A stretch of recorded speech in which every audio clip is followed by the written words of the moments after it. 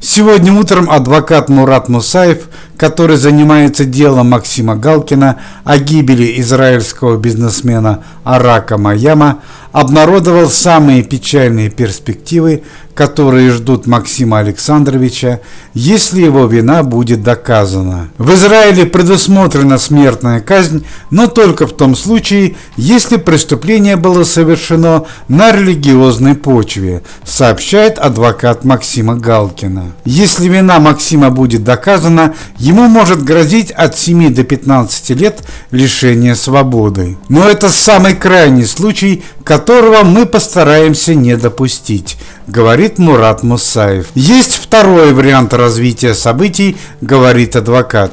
Если Максим Галкин совершил преступление по неосторожности, то наказание варьируется от крупного штрафа $1,5 миллиона до 3 лет лишения свободы. Но есть и третий вариант, на который мы очень рассчитываем и тщательно работаем над ним.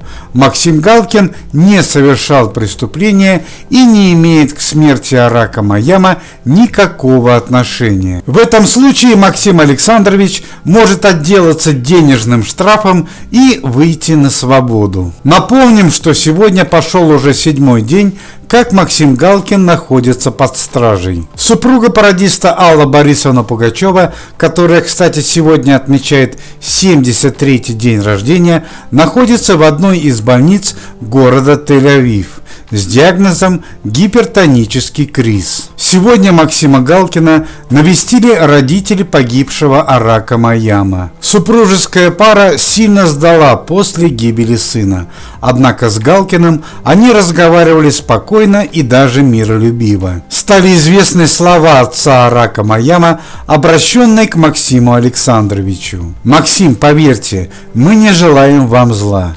Мы просто хотим знать, как в действительности погиб наш сын. Мы обещаем, что будем просить о смягчении приговора, даже если ваша вина будет доказана». Стало известно, что отец Арака Майяма, зная о дне рождения Аллы Борисовны и о ее тяжелом положении, попросил израильскую полицию перевести Максима под домашний арест. Адвокат Максима Галкина в заключении своего выступления немного пожурил своего клиента. Максим парень хороший, сердечный, но уж больно все путано рассказывает, что в итоге играет против него. Израильской прессе удалось выяснить, что услуги адвоката для Аллы Пугачевой обходятся очень недешево. По некоторым данным, один день работы Мурата Мусаева стоит $10 000.